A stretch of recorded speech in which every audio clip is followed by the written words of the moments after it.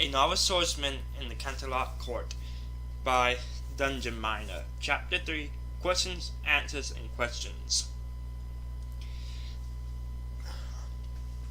Canterlot Castle woke to a relatively peaceful sunrise. Relatively. Alan Ward. He was still here. He was still in the Ecclesia. And he was still insane. He had admitted hope he would have woken up in a ditch. He had hope this was all some dream that he would and could wake up from. He had hope that this small dip into Ecclesia would just have been just that, a dip, not a plunge, not a total installation. He still needed to get back. He still had problems he had to take care of. He had to pay bills, the rent, and not mention car payments. What about his job? Would they fire him? Could you fire somebody for being in a coma? What's more, what about his body? It hadn't eaten for a day. At least, if this mindscape followed a 1-on-1 time ratio, and starving to death would be a terrible way to go. Immediately, of course, he would sit there undisturbed long enough to starve to death. What if a coyote or something got to him? A snake? Or anything really? He was safe from buzzards for now, but given time, it wouldn't be long before they picked his bones dry. Immediately, he had been a little loud, because no less than 3 soldiers burst into the room. "It ain't wrong," the leader, Silver, asked. Alan sighed for reaching for a set of clothes. "No, Lieutenant. I'm fine. I just forgot where I was for a second." Silver gave Alan a look. "Have I been summoned by the princesses?" Alan asked, his voice deadpanning. "Yes, you have. You'll begin in a few minutes to get ready, but do hurry." Alan nodded. "It won't take me long." Silver nodded back before he and the other guards backed out of the room. Once they had gone, Alan picked himself up, ready to have a mental breakdown. Sighing, he went over to the counter and brushed his teeth, put on the deodorant, and slipped into a clean pair of jeans and donned a new t-shirt. "Man, I feel underdressed." Next went on the belt. He decided it would have been best not to bring the knives today. Bringing weaponry to a throne room was not a way to be liked by anybody. Throwing on a pair of socks, Alan got his boots ready before finally standing. That was everything, wasn't it? That was everything he owned here. A few changes of clothes, a handful of knives, a dismayed supply of food, a canteen, a flashlight, and his iPod. Could almost count that list on one hand. Alan smirked. He was the one who wanted to go roughing it. Grabbing one of his many granola bars, each one had been painstakingly laid out by Silver yesterday, Alan made it a quick breakfast and headed straight to the door. Outside, Silver waited alone. The other guards disappearing to wherever they had to be. "I hope you're hungry. Princess Celestia has ordered a breakfast feast for you while you answer your questions." Alan sighed, the half-eaten granola bar between his teeth. Taking one last bite, he handed the rest over to the stallion. "You want the rest of this?" Silver looked at it for a second. What is it? "Grains mostly, with nuts, raisins, and other chopped fruit, all held together by melted sugar. Very high in protein," Alan said. "It's very good, since breakfast is being provided. Silver smut. Alright, I'll take it, he said before grabbing the off a bar in his teeth with a quick chomp and gulp. The rest of the bar went down the pony's throat. Silver gave a surprised grunt. Human food ain't half bad. Don't say that too loud. There are plenty of other disgusting things we eat, like Brussels sprouts. I'm sure the curry horrors of humans put ours the same out. Silver laughed. But seriously, those things were good. What do you call them? They're granola bars, so it's grains and sugar really, plus a flavor or something. Well, I'm going to try to get this passed for military rations. They make breakfast much more bearable. That bad, huh? Silver groaned. Don't get me started. Between the soggy hay and the stale oats, it's a miracle we can move in the mornings. Sounds tough. It's the army, Silver retorted. Fair enough. Do humans have an army? Silver asked. One for every country. Do you guys see a lot of peace?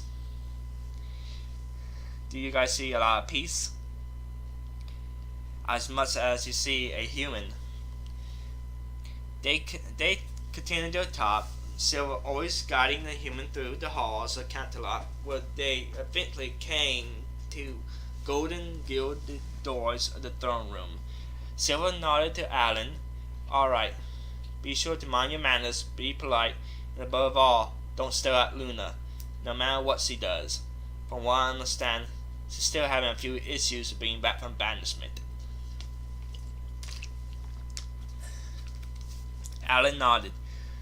No big deal, it's just eating the presence of royalty that moved the sun and moon at their mental commands, but royalty nonetheless. That didn't help.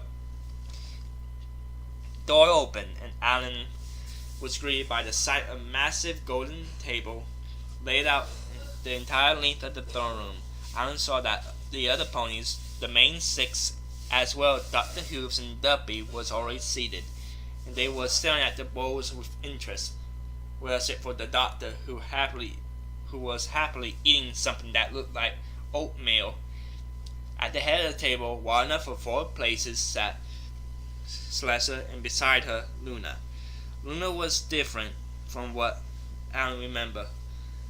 Her mane mostly was a maze of chains. It was longer than he remembered when he saw her at the end of the pilot. It had a much darker blue. Her tail also followed the same path, growing longer in a deeper blue. Luna whispered into Celesta's ear. The elder sister nodded in response. Then they both stood as Alan entered.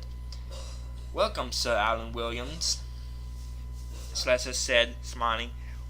Will you do us the honor of joining us for breakfast? Alan nodded stupidly. A chair directly to the right of Celesta was pulled away, wreathed in golden aura of magic. Alan took to the seat gracefully as he could and found himself sitting directly across from the lavender unicorn Twilight, who was staring intently at her bowl, trying to figure out what exactly was in it before she lifted her head and gave him a quick smile. Alan nodded and smiled back.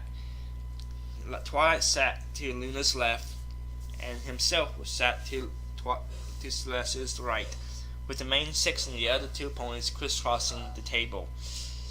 To Twilight's left sat the Doctor, Applejack, and Pluralsight, while to Alan's right sat Duppy, followed by Rarity, Pinkie Pie, and Rainbow Dash. Duppy gave him a smile, her eyes quickly aligned at the moment.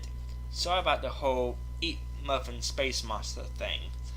Alan smiled. Don't worry about it, he said, before looking at his own bowl.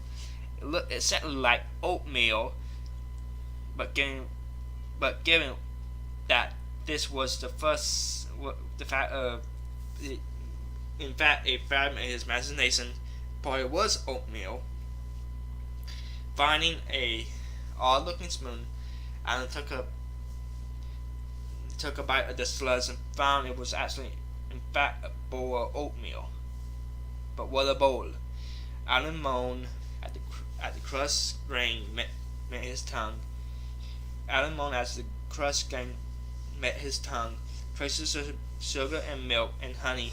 He's taunting his taste buds as it slid through around his mouth. Swallowing, he turned to Celesta. "That was absolutely delicious, Princess." She smiled. "I'm glad to hear it. It's been a very long time since I needed this recipe. I'm sure I was forgetting something. If you did, it was for the better. This is the best oatmeal I ever had." Celestia giggled. "Thank you. Please call me Celestia. There's no need to be so formal as of now." Alan nodded. "Of course, Celestia." The acorn nodded in return before she took a bite herself. Taking that as some sort of cue, the other ponies began to eat. Tentative at first, but at the first bite, he could tell they all enjoyed it. They ate for a bit silently before eventually Celestia spoke up. "Now, Sir Alan, I do believe that we have some questions we'd like to ask each other." Alan took one last bite of oatmeal before nodding. "Yes, that would be good." Celestia nodded. As our guest, please go first." It took maybe a second before the first question popped to mind. "How am I here?" The doctor immediately perked up before quickly returning to his bowl. Duppy shot him a glare. Sighing, the doctor then spoke up. All right. That one is my fault." Both Celestia and Luna turned to the other pony, expecting a very interesting answer. "Let me start," he said first, "by introducing myself. My name is the Doctor." "Who?" asked Twilight. "Exactly," Alan answered, a smile on his lips. "Yes, well," the other pony continued, "let me start by saying that I was not born a pony in the conventional sense. Everyone's eyes were on him, waiting for explanation. I am actually a near immortal being known as a Time Lord, and by rights I should be dead." The doctor paused for a minute. "You see, Time Lords are allowed 13 generations when near death, allowing us to take on a new body, so technically we get 13 lives. Now somehow I'm still not entirely sure how, but somehow I got 14, the last of which was this body you see before you. Now, with my very close brush with death, I decided that I should probably retire, take a load off, as it were." He smirked. "But it seems I can't leave well enough alone sometimes. To make a long story short, my assistant and I was trying to recreate a phenomenon that I heard about happening here. An interdimensional portal. Well, shortly later, it worked, and here you are." Twilight spoke up. Wait. You expect us to believe that you're some sort of time-traveling super pony?" The doctor shrugged. "Well, between the Ch.3 mark and the human sim across from you, I figured that all I needed." "That does not explain why you attacked me," Alan remarked, smirking. The doctor gave a quick smile. "Well then, when you open up a dimensional portal that literally anything could go through, you tend to hope for the best, prepare for the worst." The doctor then took a bite of oatmeal. "Best case scenario, a quartz ball would pass through. Worst case, some monster bent on destruction of our life. Quite frankly, Mr. Miriams, you are much too big to be a ball." "So can you get me back?" The question popped up, more on its own than anything. "If he could get out of here, then maybe he could finally go on about his day." "Sadly, no," the doctor said, burning his face into a cup of apple juice. The tortoise bent down to look. What? What? The Duppy sent the doctor another glare. The doctor pulled his face out of the glass. The tortoise went on holiday. What now? Applejack asked, partly confused by the whole conversation in general. The tortoise. Part time machine, part dimensional hotel, part living creature. The doctor explained the best he could. When I had told her I was retiring, it went off, disappeared, and essentially said, "See you in the next 3,000 years. Can you do that?" Alan asked. Apparently. Well, that only proved it. His mind was keeping him here, and this was just a projection. He couldn't really escape it. It was all fictional. However, I do believe that a certain princess may be able to help you, the doctor said.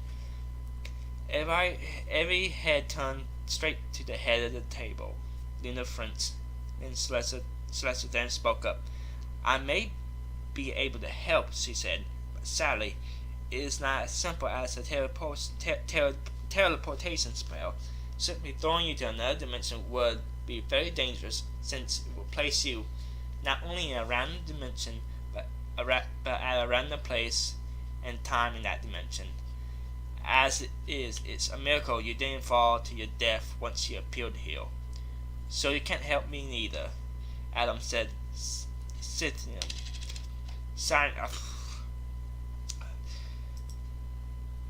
cynicism brewing. "I never said that," Celeste said. "I can, but it will take time, and the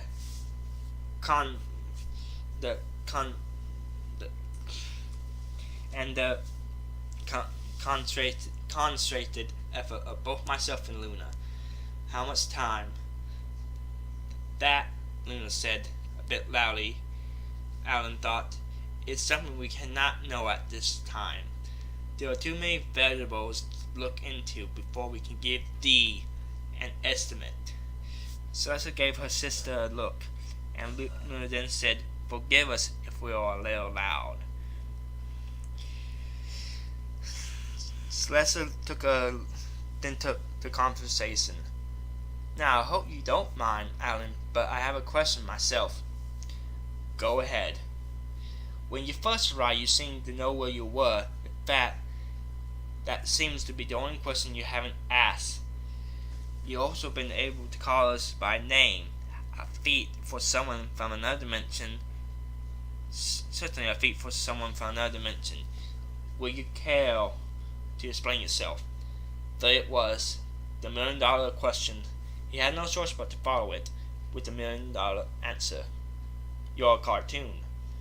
Cesar seemed a bit puzzled by the trifle answer, which was only mirrored by every other pony present. "I'm shy.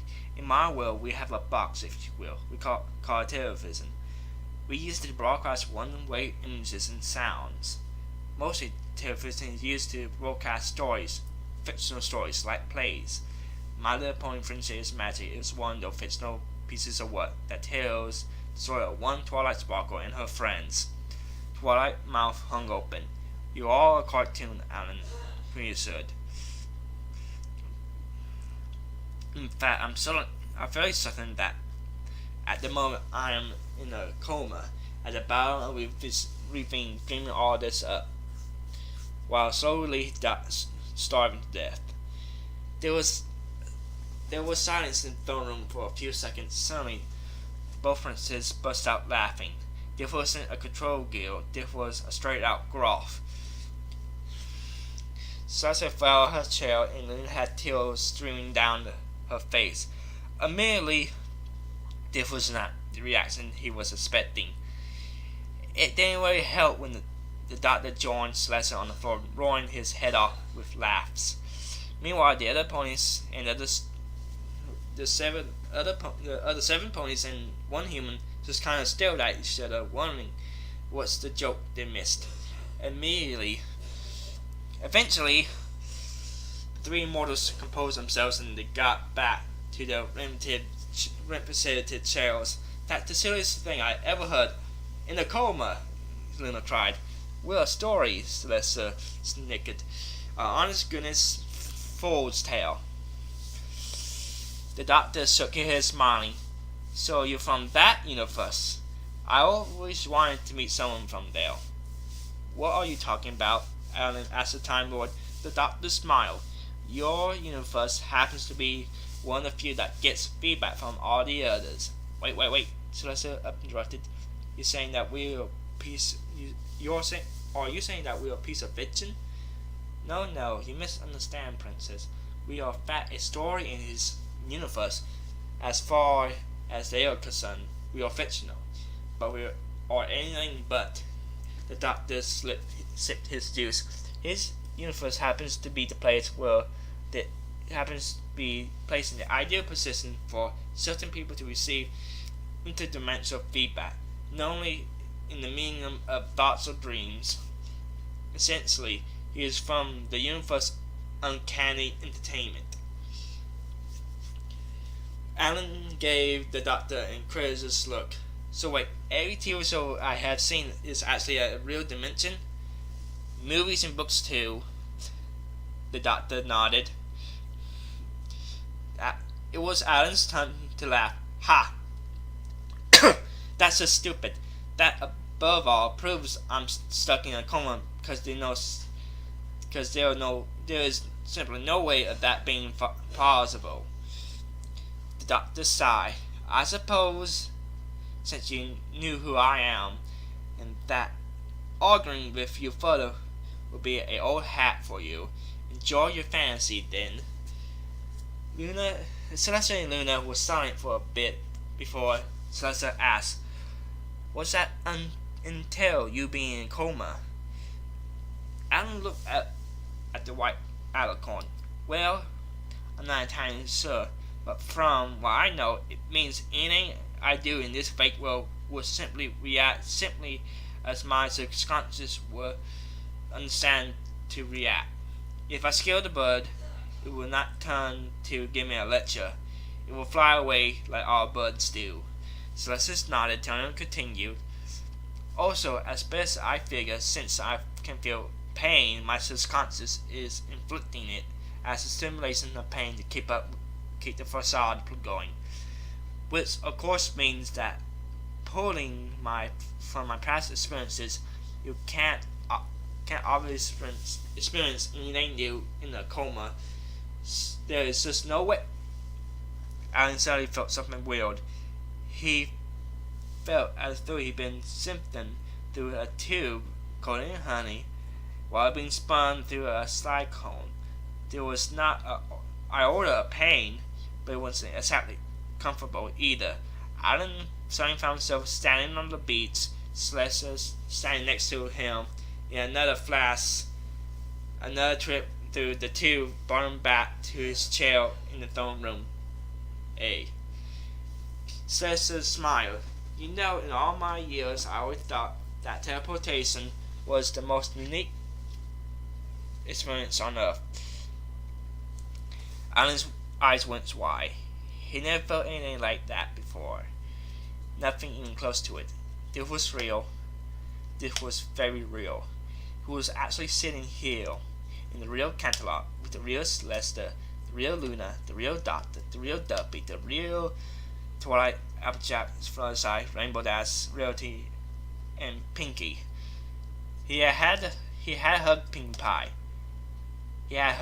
Pie. Holy crap. All the thoughts and more composed into his brain in the space of less than a second, but they were all followed by exactly two. I'm really in Equestria, and I really am stuck here. Alan's eyes leveled directly at the time turning a pony. Thank you. I'm going to kill you. The doctor blinked. What? Thank you for bringing me here. Now I'm going to kill you for bringing me here. What? The doctor repeated. I'm going to lose my job, my house, my car, everything. Alan seethed. I may just have begun living every brony's dream, but you just ruined my life. I'm going to kill you. Alan stood, slowly making his way to the table. I'm going to kill you, and if you degenerate, I'm going to kill you again. Please regenerate. Duffy got to her hooves, ready to pronounce something human, but was cut short by her target suddenly being lifted into the air, surrounded by midnight blue glow. Thou shalt do no such thing, Luna commanded, before still a few decibels under yelling. It was not his decision to pull thee through, and thou wilt not hold him accountable for it. Placing Alan down next to his chair, he then continued, Besides, we have not yet explained ourselves. Yes, Alan, please sit, Cesar said, because it's time for you to answer your other question. Which question? How did I know you were a human? That was a good question. The answer is very simple, actually, Cesar said. You're not the first human visitor. I'm not. Cesar shook her head.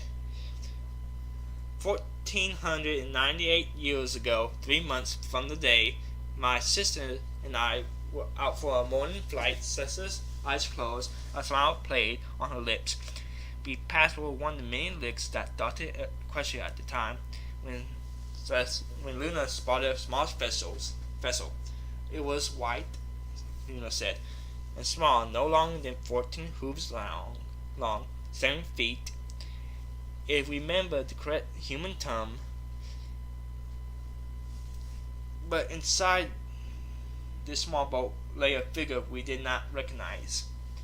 It was near death, Celeste continued, sickly pale. We took it back to our castle, yet not named then. With all our science and magic, healed him. Celeste opened her eyes. When he first came to, he was sure he had died, and made his way to heaven. Once we had convinced him otherwise, we got a name. He was king in his land, a place called Canterlot, and his name was Arthur Pendragon. Alan stared straight at Celeste. Arthur, his voice asked similarly on its own.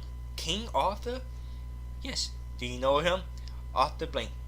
Arthur Pendragon, first king of Britain, lord of Camelot, head of the Knights of the Round Table, the rightful born king of England.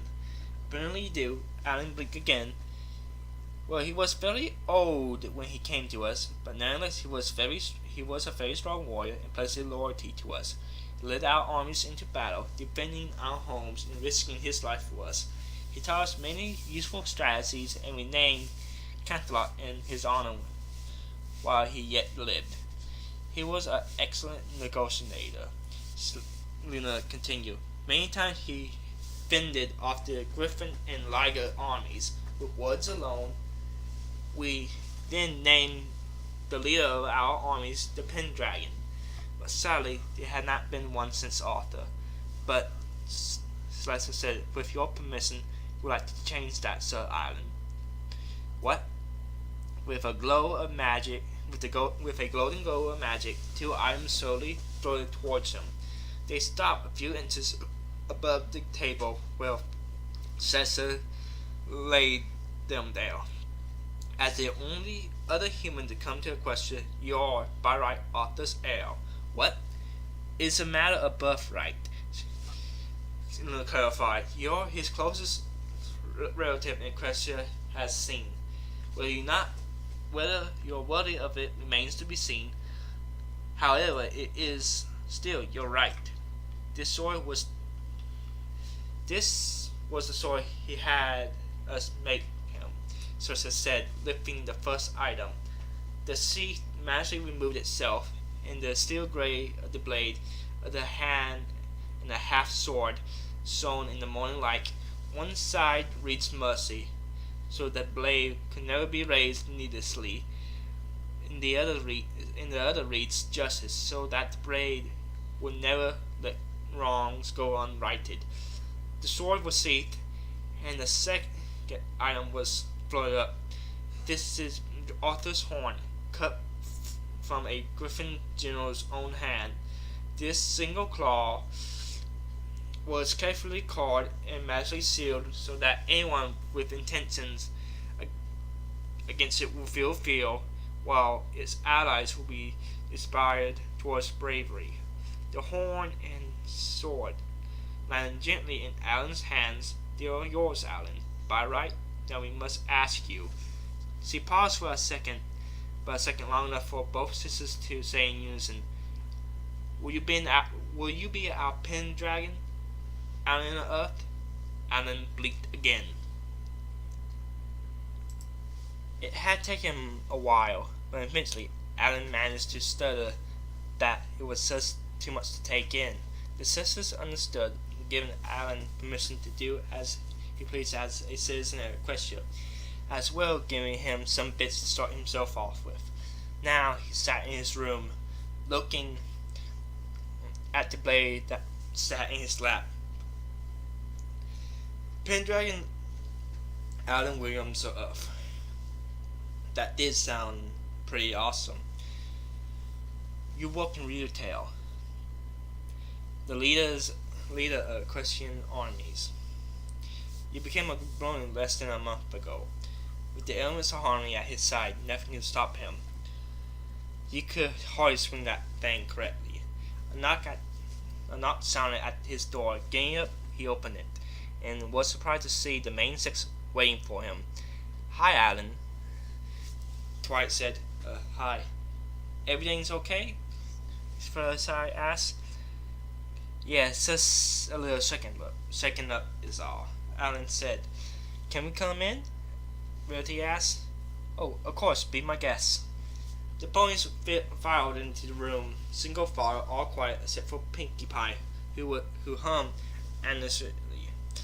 Is there anything I can do for you? Alan asked. Well, Twilight said, we fear since you really don't have any idea what you're going to do. Not that you don't know, but well, we figured that. Rainbow Dash interrupted. We want you to come to Ponyville with us. Alan blinked.